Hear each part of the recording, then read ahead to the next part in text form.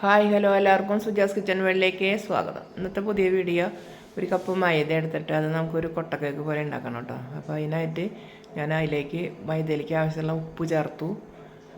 എന്നിട്ട് നമുക്ക് ഒന്ന് മിക്സാക്കി ഒന്ന് കുഴക്കാം കേട്ടോ. അതിന് ശേഷം ഒരു ടീസ്പൂൺ നെയ്യ് ചേർക്കാം കേട്ടോ. പൊടിയൊക്കെ ഒന്ന് സോഫ്റ്റായി കിട്ടാൻ നല്ലതാണ്. ഒരു ടീസ്പൂൺ മൈദ നല്ല ടേസ്റ്റ് ഉണ്ടാവും സ്നാക്സിന്.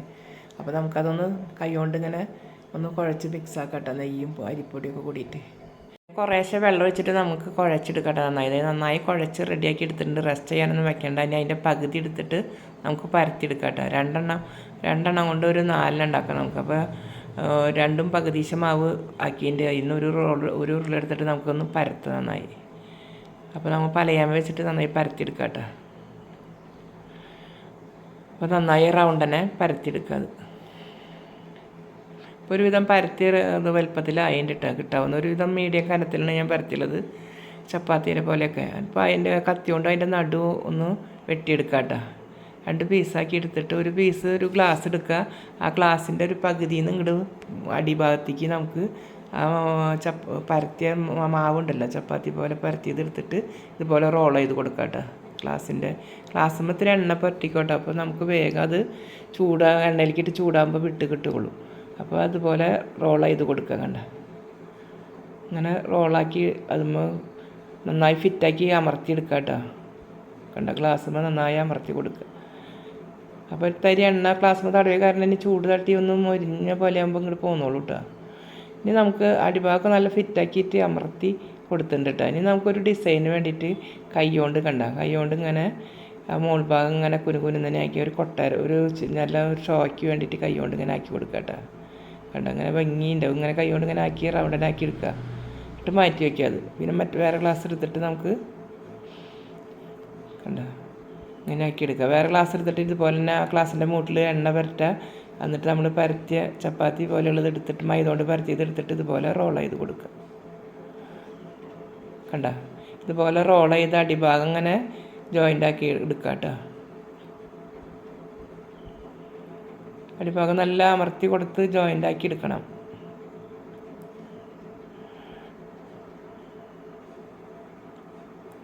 അതുപോലെ ജോയിൻ്റ് ആക്കി എടുത്തിട്ട് ഇതിനും അതുപോലെ ഡിസൈൻ കൊടുക്കുക കേട്ടോ.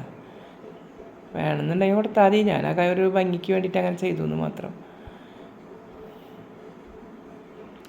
എന്നിട്ട് ഒരു ചട്ടിയിൽ ഞാൻ എണ്ണ ചൂടാൻ വെച്ചിട്ടുണ്ടായിരുന്നു. ആ എണ്ണ തിളച്ചിട്ടുണ്ട്. അപ്പോൾ നമ്മൾ ആദ്യം ഉണ്ടാക്കിയ ഗ്ലാസ് എണ്ണയിലേക്ക് വെച്ച് കൊടുത്തു കേട്ടോ. ഇനി മൂട് ഭാഗം ഒരു വിധം റെഡി ആകുമ്പോൾ ഗ്ലാസ് വേഗം ചൂടാവും കേട്ടോ. കൈ കൊണ്ട് തൊടാൻ പറ്റില്ല. അപ്പോൾ ഞാൻ ആ പിടിക്കണ അതുകൊണ്ട് ചൂടുള്ളതൊക്കെ പിടിക്കണ ഇതല്ലേ, അതുകൊണ്ട് നമ്മൾ ഇങ്ങനെ ഇങ്ങനെ പിടിച്ച് തിരിച്ചിടാം കേട്ടോ. കൈ കൊണ്ട് ചെന്നാൽ കൈ നല്ല പൊള്ളും കേട്ടോ. കൈ നല്ല ചൂടാവുണ്ട് കൈ കൊണ്ടാക്കുമ്പോൾ.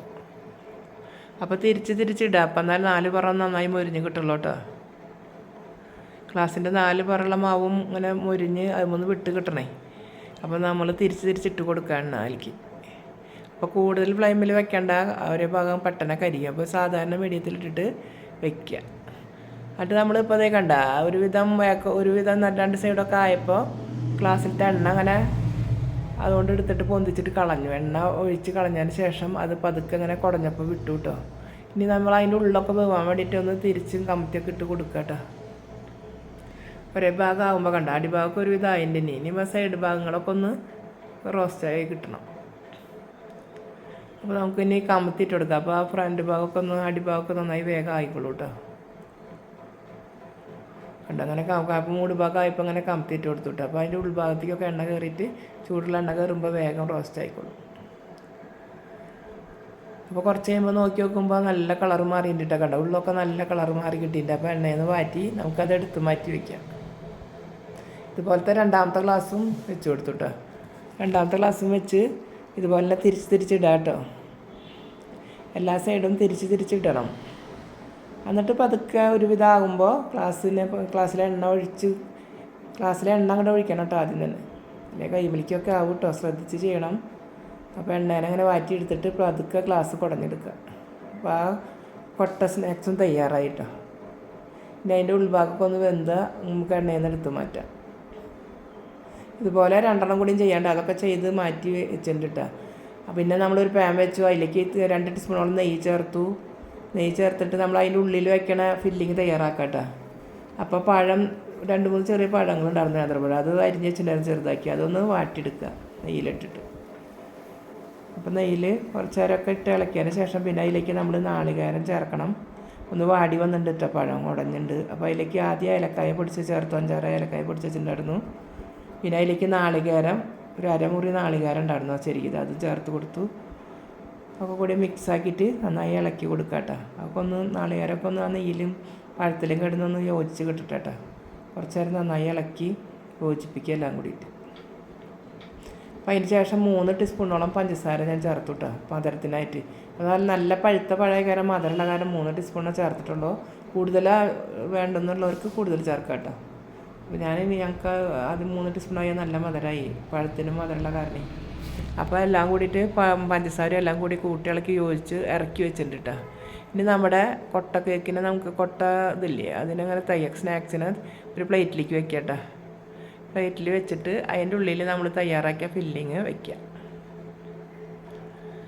അപ്പോൾ ഫില്ലിങ് നമുക്ക് ആദ്യം കുറേശ്ശെ ഇട്ട് കൊടുക്കാം കേട്ടോ.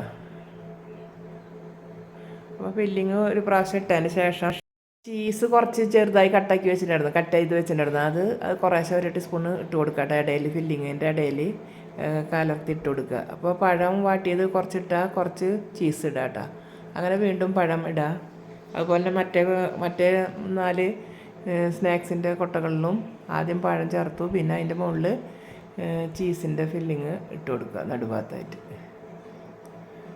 ചീസ് ഇങ്ങനെ കഷ്ണ പീസുകളാക്കി വെച്ചിട്ടുണ്ടായിരുന്നു കേട്ടോ, അതാണ് ഇട്ട് കൊടുക്കുന്നത്. അപ്പോൾ നല്ല ടേസ്റ്റ് ഉണ്ടാവും അതോടുകൂടി കടിച്ച് കഴിക്കുമ്പോഴേ. അങ്ങനെ മറ്റേ 2 കൊട്ടയിലും അതുപോലെ തന്നെ ചെയ്യാം കേട്ടോ. അങ്ങനെ 4 സ്നാക്സിൻ്റെ കൊട്ടകളും നമ്മൾ ഫില്ലിങ് നിറച്ച് എടുക്കണം കേട്ടോ.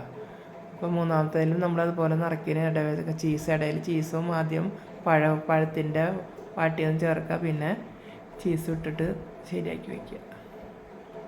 അപ്പോൾ ഇതെല്ലാം 2, 3, 4 ആയി കേട്ടോ. എന്നിട്ട് അതിന് ശേഷം പഴം നിറച്ചതിന് ശേഷം അതിൻ്റെ മുകളിൽ ചീസ് കുറേശ്ശെ വെച്ച് കൊടുക്കുക കേട്ടോ. അതേ കണ്ട 4 സ്നാക്സും തയ്യാറായിട്ടോ, കൊട്ട സ്നാക്സ് തയ്യാറായി. അതുപോലെ എല്ലാവരും ചെയ്ത് നോക്കുക. എല്ലാവർക്കും ഇഷ്ടപ്പെട്ടെങ്കിൽ സബ്സ്ക്രൈബ് ചെയ്യുക, ലൈക്ക് ചെയ്യുക, ഷെയർ ചെയ്യുക, ബെൽ ബട്ടൺ അമർത്തുക. അപ്പോൾ ഇതായി വല്ലൊരു കാണുന്നവരുണ്ടെങ്കിൽ സബ്സ്ക്രൈബ് ചെയ്ത് കാണാം കേട്ടോ. എല്ലാവർക്കും ബൈ.